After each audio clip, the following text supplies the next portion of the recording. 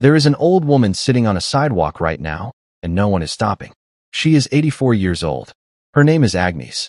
She has silver hair that she pinned up this morning with the same tortoiseshell clip she has used for 31 years, the one her husband gave her before he died, the one she touches every morning like a prayer before she puts it in her hair. She is wearing a coat that is clean but not new, pressed but not expensive, the kind of coat that a woman wears when she takes pride in her appearance but has not bought anything for herself in a very long time because the money always goes somewhere else.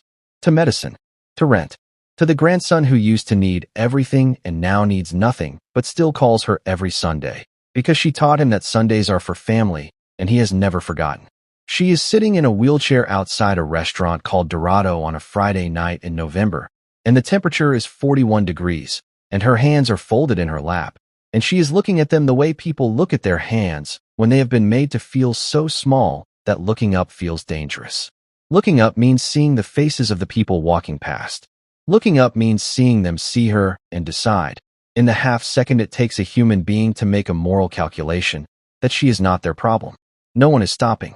A couple in matching cashmere coats walks past. A man on his phone walks past. A woman with a stroller walks past, and the baby in the stroller looks at Agnes with the open, unpolluted curiosity of a person who has not yet learned to look away from suffering. And then the stroller rounds the corner, and the baby is gone, and Agnes is still there. She is crying. Not loudly. Not the way young people cry, with sound and motion and the expectation that the crying will produce a response. She is crying the way old people cry when they have been hurt, quietly, privately, with the tears running down the lines of a face that has absorbed 84 years of gravity and joy and loss, the tears following the paths that other tears have carved before them, the way rivers follow valleys that were made by rivers that came first. Inside the restaurant, through the floor-to-ceiling windows, the world is warm and golden and loud with the sound of people who believe they deserve to be inside. They are eating. They are drinking wine that costs more per glass than Agnes's weekly groceries. They are laughing, and not one of them is looking at the window. Not one of them is looking at the old woman on the other side of the glass who was, 15 minutes ago, sitting at a table inside that same room, eating a bowl of soup, bothering no one, taking up no more space than her wheelchair required, which was not much, because Agnes has spent her entire life trying to take up as little space as possible. Now I need to tell you how she got from inside to outside, and I need to tell you who is about to find her there. And when I tell you, you are going to understand why the restaurant called Dorado no longer exists. Subscribe right now, because the man who is about to walk down this street and see his grandmother on this sidewalk is not the kind of man who writes angry reviews or calls a manager or files a complaint. He is the kind of man who erases things.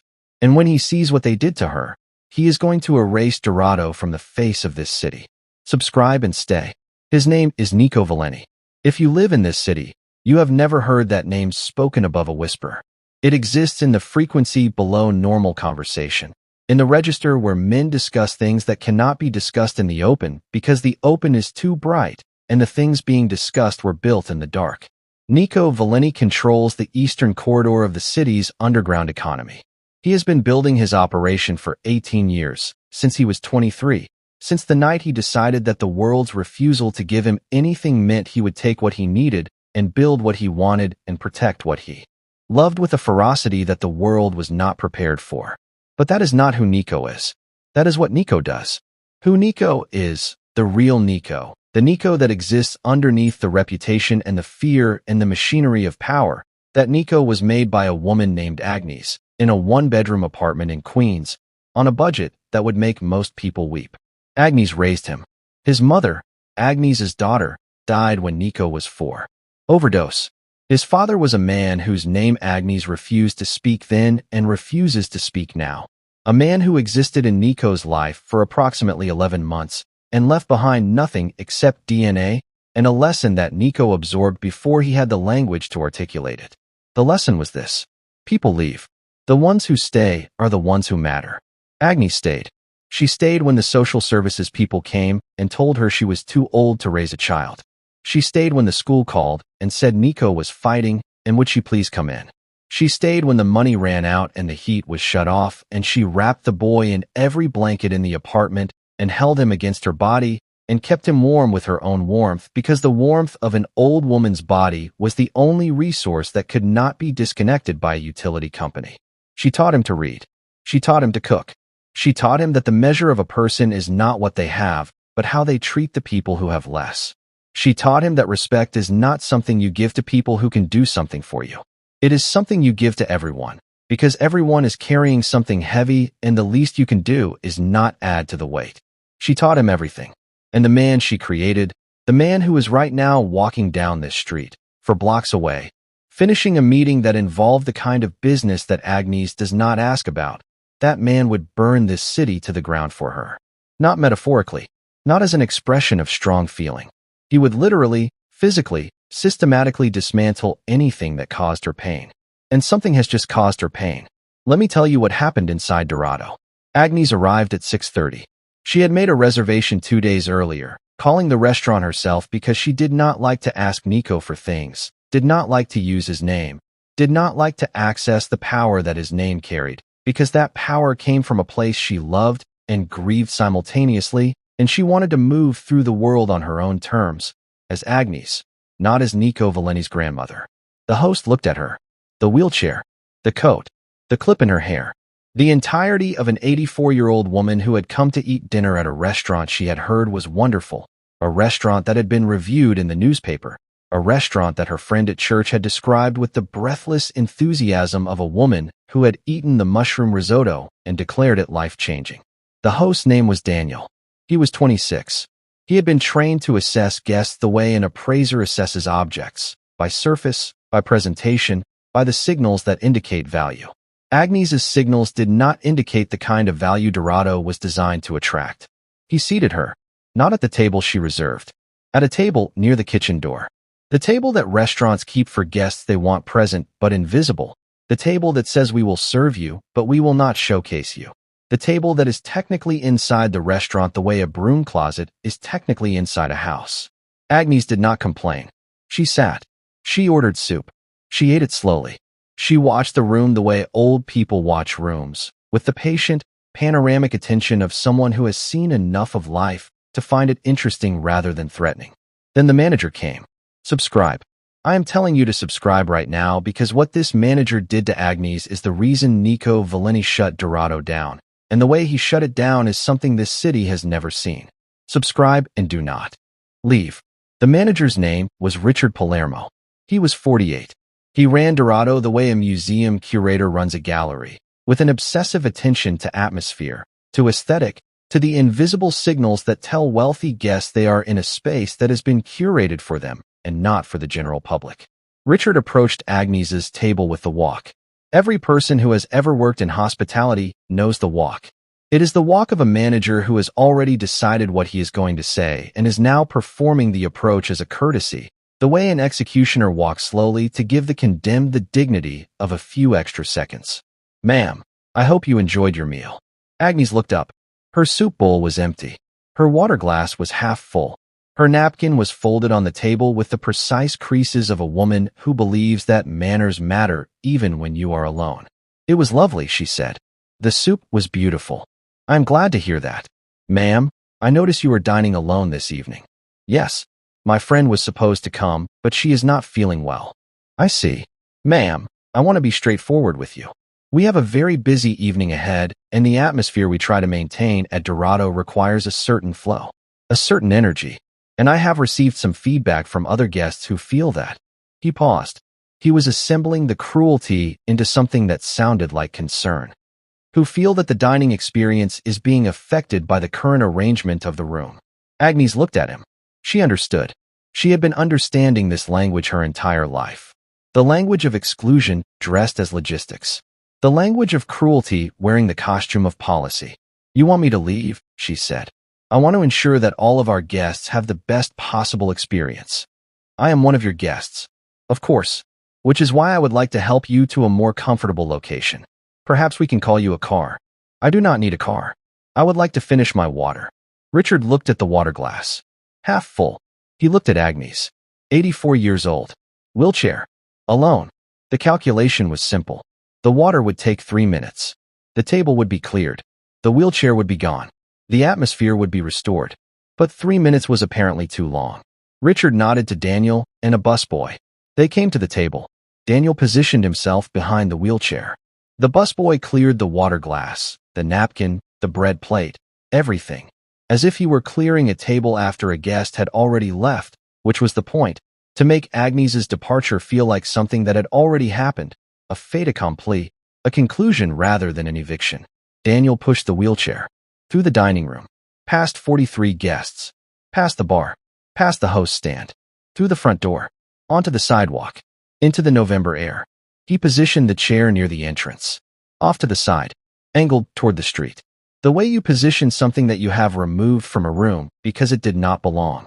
Then he went back inside, and the door closed, and Agnes sat on the sidewalk and folded her hands in her lap and looked down at them and cried, quietly, privately, the way she has always cried, the way she cried when her daughter died, and when her husband died, and when the heat was shut off, and when the world told her she was too old and too poor and too small to matter.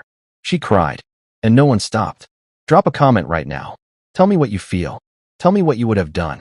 And subscribe because Nico Valeni is 3 blocks away, and what happens when he turns that corner is going to change everything. Nico Valeni turned the corner at 8:14.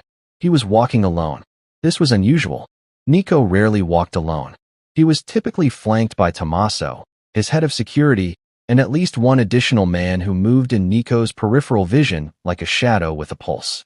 But tonight's meeting had been small, private, the kind of conversation that required discretion and discretion, meant arriving and departing without the visible apparatus of power that usually accompanied him. He was wearing a dark coat. His hands were in his pockets. His mind was still processing the details of the meeting, arranging them the way he arranged everything, into categories of priority and consequence. When he saw the restaurant, Dorado, he had heard of it. He had never eaten there. It was not one of his establishments.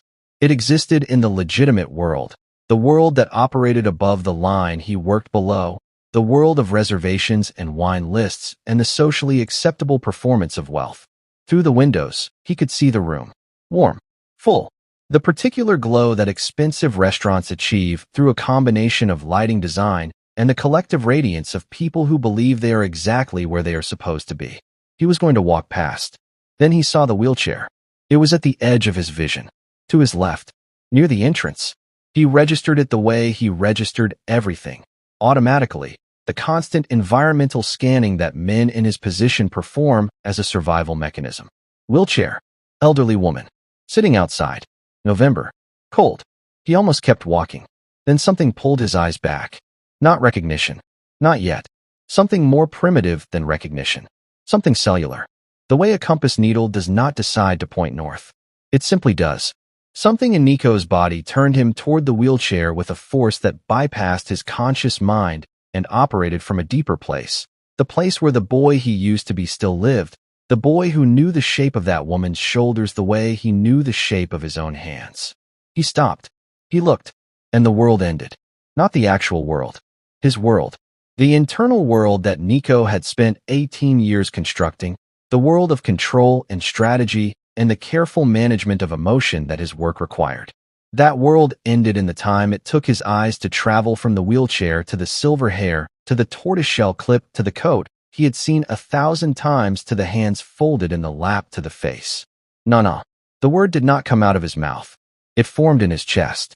It expanded. It pressed against his ribs. It filled his throat. And when it finally escaped, it was not a word at all. It was a sound. The sound a man makes when the person who is the reason he exists is sitting alone on a cold sidewalk, crying, while the world walks past her as if she is not there. No. Agnes looked up, and the expression on her face when she saw him, the mixture of relief and shame and love, and the specific humiliation of being found in a moment of degradation by the person whose opinion matters most, that expression would later be described by Nico to his closest associate, Tommaso, as the thing that made him decide. Not the act of putting her outside. Not the cruelty of the staff. Not the indifference of the diners. The look on her face when she saw him and felt ashamed of being seen. She felt ashamed. His grandmother, who had raised him with her bare hands and her whole heart, felt ashamed because a restaurant had made her feel like she did not deserve to be inside it, and she did not want her grandson to see her diminished. That was the thing. That was the detonation. Subscribe right now. Right now? Because Nico Valeni is kneeling on this sidewalk in front of his grandmother, and what is happening inside him right now is the beginning of the end of Dorado. Subscribe and do not leave. He knelt. The pavement was cold through his trousers. He did not feel it. He took her hands. They were freezing. He held them between his own, and he brought them to his mouth and breathed warm air across her fingers the way she used to breathe warm air across his fingers when he was a boy and the heat was off and the apartment was cold and her breath was the only warmth available. Nana, why are you outside? She shook her head. Nana, tell me. It is nothing, Nico. I want to go home. It is not nothing. Tell me why you are sitting outside this restaurant in the cold. She looked at him, and the strength it took her to tell him, the specific courage required for a proud woman to admit that she has been humiliated, was visible on her face the way a physical effort is visible on a body. She told him. The reservation, the table by the kitchen, the manager, the feedback from guests, the hands on her wheelchair, the door closing. She told him in fragments. Short sentences. Looking at her lap, pausing between each one as if each sentence cost her something she could not afford to spend. When she finished, Nico was quiet. He was still holding her hands. He was still kneeling. And anyone walking past who happened to look, who happened to pause in their forward motion long enough to actually see what was happening on this piece of sidewalk, would have seen something they would not have been able to explain. A man in a dark coat, kneeling before an old woman in a wheelchair, holding her hands, completely still, with an expression on his face that contained absolutely nothing. Not anger, not sadness, not the visible, readable emotions that people display when they are processing an injustice. Nothing. Absolute zero. This is what Nico looked like when he was at his most dangerous. The blankness was not an absence of feeling. It was an excess of feeling so extreme that the face could not contain it and shut down entirely, the way a circuit breaker trips when the current exceeds the system's capacity. Everything behind that blank face was running at maximum power. Every circuit firing, every system engaged, and all of it directed toward a single, crystalline, immovable conclusion. He stood up. He removed his coat. He draped it over her legs.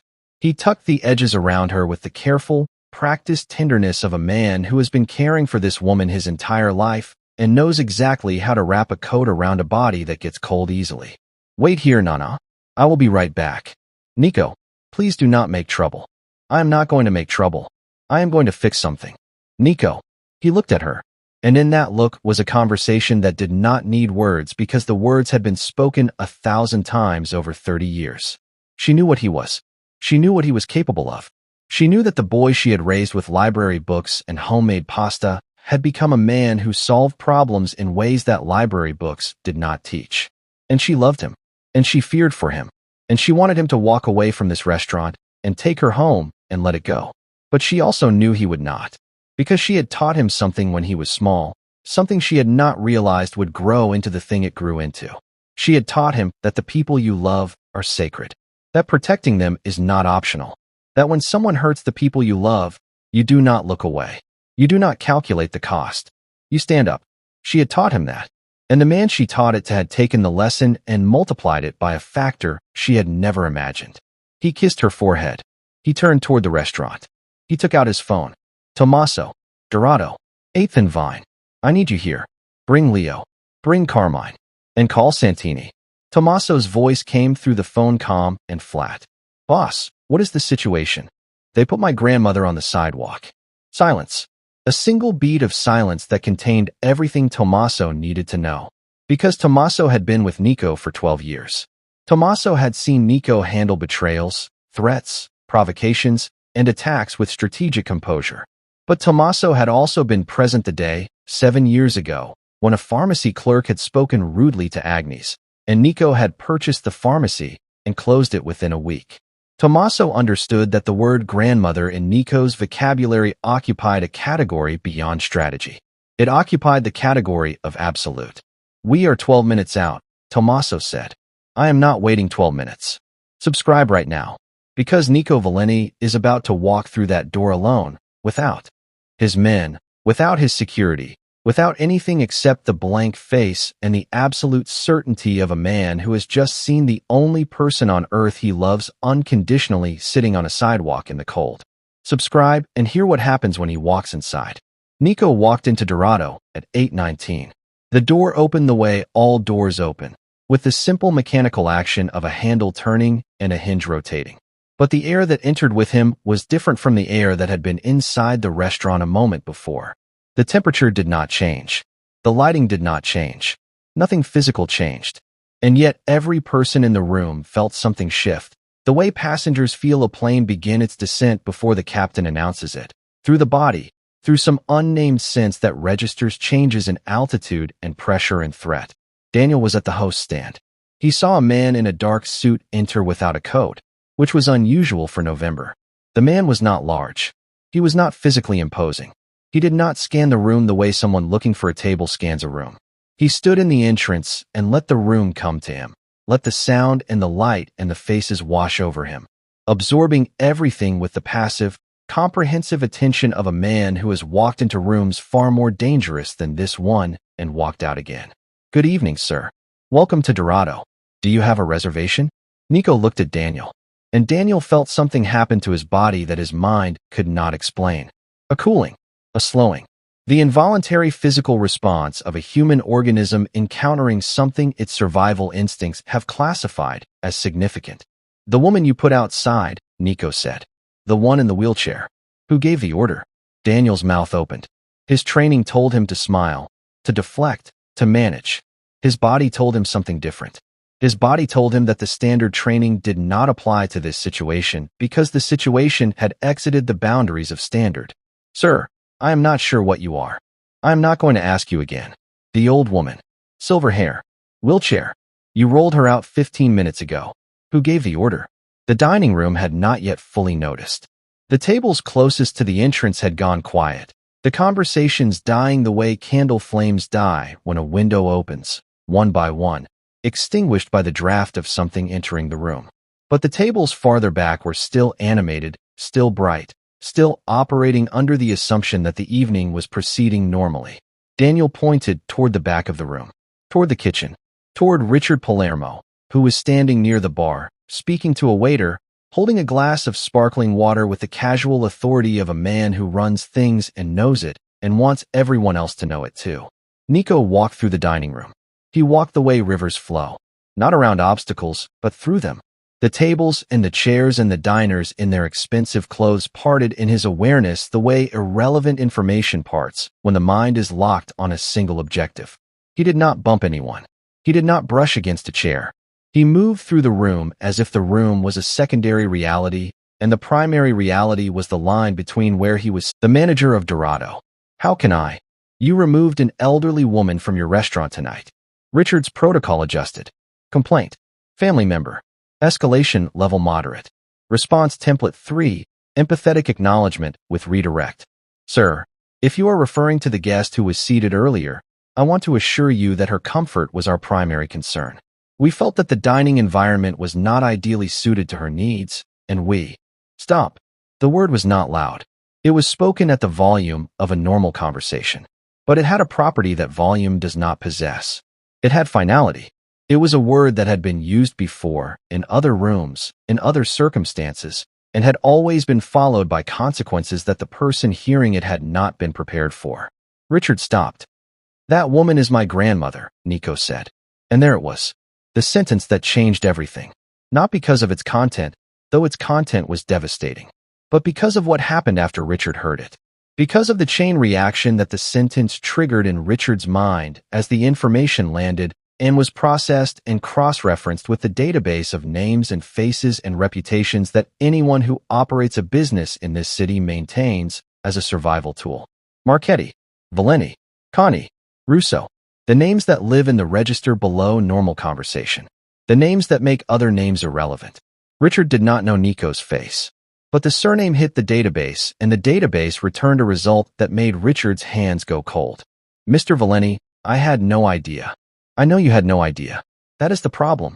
You had no idea who she was, so you treated her like she was no one. You looked at an 84-year-old woman in a wheelchair, and you decided she was bringing down the atmosphere of your restaurant. You decided your other guest's comfort was more important than her dignity. You decided she did not belong inside this room. And you had your staff put their hands on her wheelchair and push her out the door and leave her on the sidewalk in November. Every word was delivered at the same volume, the same pace, the same register. Nico did not speed up or slow down. He did not lean forward or clench his fists.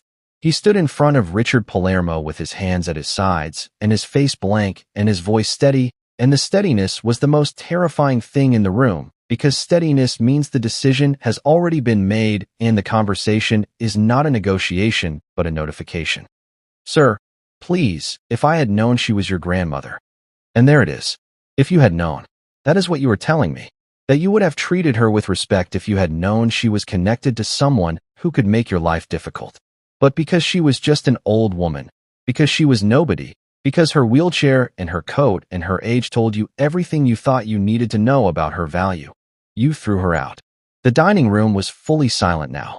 43 guests. Every fork lowered. Every glass paused.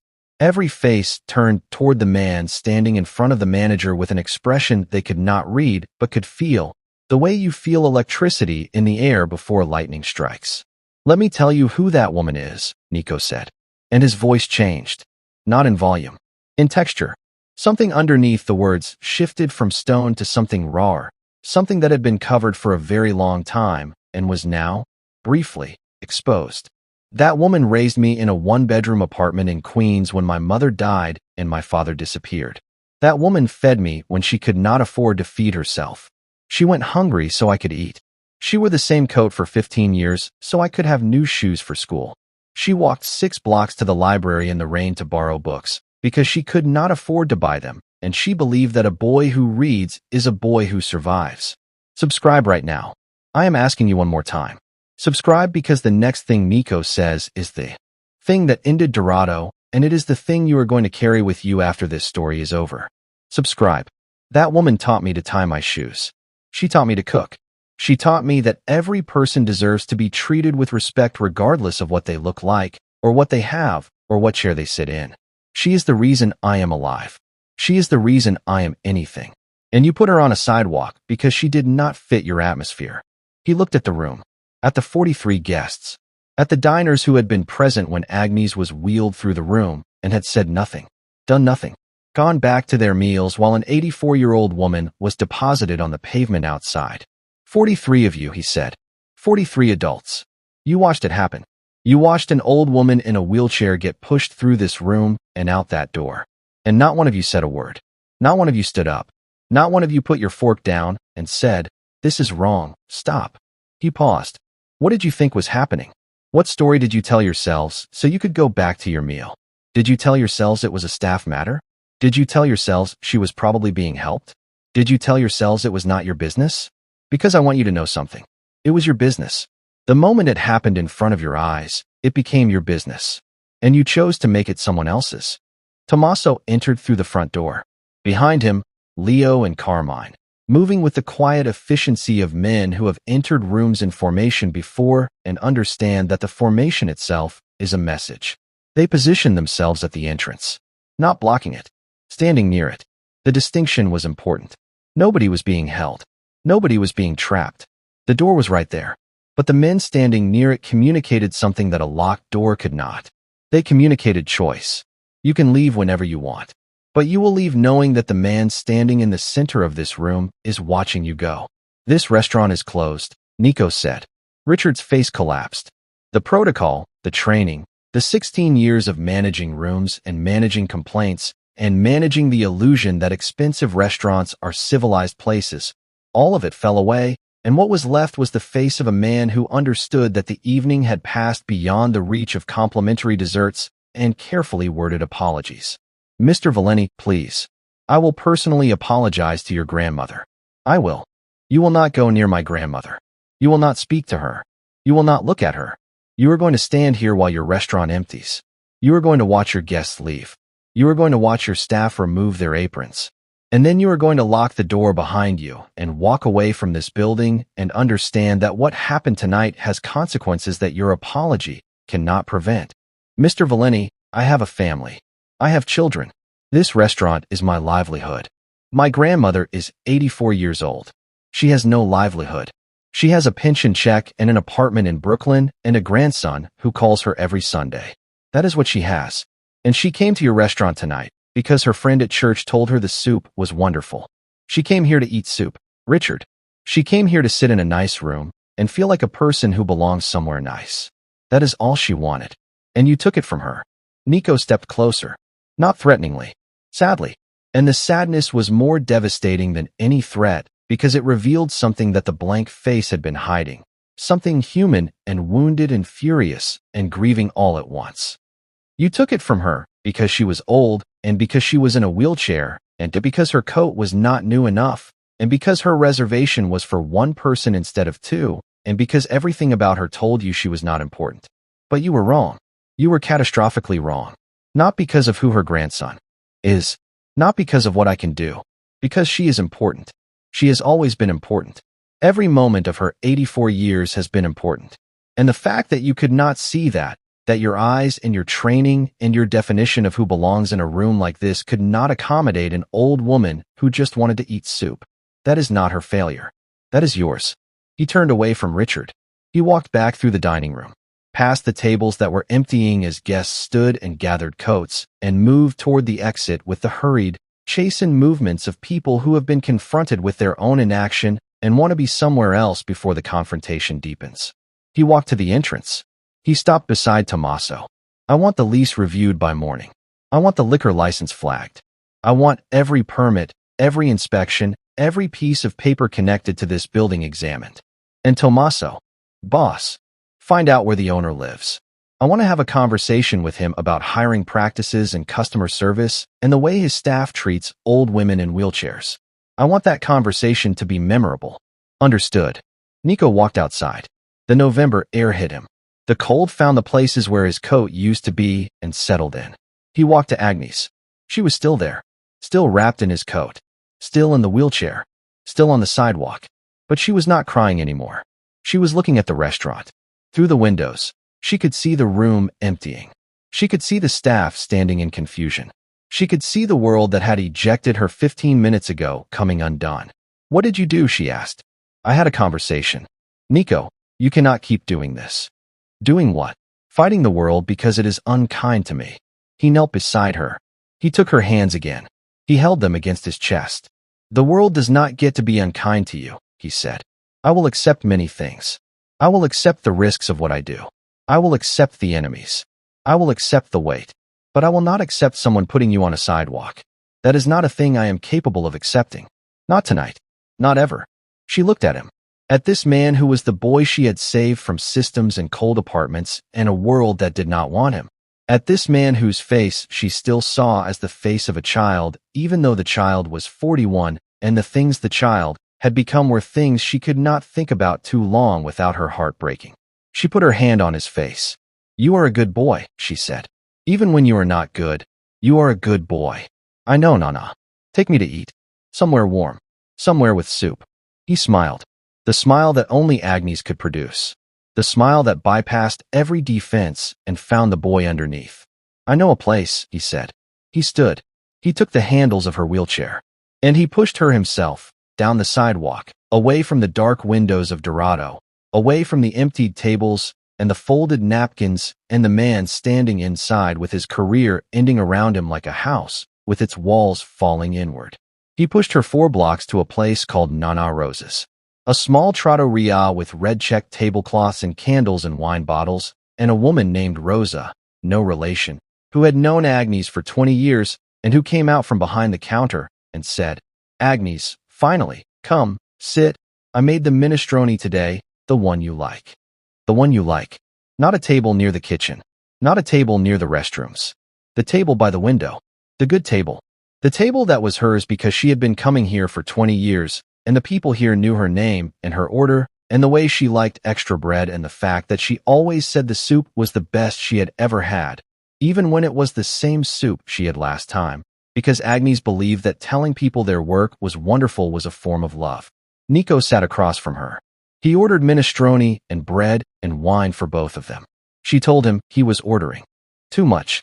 He told her he was not ordering enough. She called him stubborn. He said he learned it from her. She laughed. The laugh of an 84-year-old woman who has been on a sidewalk in the cold and is now inside, in the warmth, eating soup, with the person who matters most. Dorado closed permanently within 2 weeks. The lease was not renewed. The permits were flagged. The liquor license was suspended pending investigation. Richard Palermo was terminated. Daniel was terminated. The owner received a visit from people who explained, in terms that left no room for interpretation, that the business model of deciding which human beings deserve to eat in a dining room based on their age, their disability, or the quality of their coat was a business model that would not be tolerated in this particular city. The building stands empty now. Dark windows. Locked door. No sign. Just a piece of sidewalk where an 84-year-old woman sat in November and cried because the world decided she did not belong inside. She belonged everywhere. She had always belonged everywhere. And the man she raised, the boy from Queens, the child she kept warm with her own body when the heat was off, that man made sure the world understood this. Not with violence, not with chaos, with the quiet, absolute, immovable conviction that the woman who made him deserved to eat soup in a warm room, and that anyone who disagreed would be given exactly one opportunity to reconsider. And no one needed a second. Every Friday night, Nico pushes Agnes's wheelchair to Nana Rose's. He orders too much. She protests. He ignores the protest. She eats the minestrone and tears the bread and drinks half a glass of wine and tells him about her week, and he listens with the same complete attention he gives to everything that matters, which is very few things in this world. But the things that matter to Nico Valeni matter absolutely. And when the meal is over, he pushes her home. Down the sidewalk. Under the streetlights. The wheels of her chair clicking softly against the pavement. An old woman and her grandson. Moving through the city that fears him and does not know her and will never understand that the most powerful man in the room is powerful because of the most invisible woman on the sidewalk. He pushes her home, and the city is quiet, and the sidewalk is not cold anymore. And that is where the story ends. If it found the place in your chest where you keep the person who raised you, the grandmother or the grandfather or the auntie or the woman down the street who fed you when your parents could not, if this story reached that place and pressed on it until you felt something you were not expecting to feel, then I need you to do something right now. Subscribe to this channel. Not later. Not tomorrow. Now. Hit that button and know that every story told here is built to find you exactly where you are and remind you of exactly what matters. Share this story tonight. Send it to someone who loves their grandmother. Send it to someone who has watched an elderly person get treated like they do not matter. Send it to someone who needs to hear this.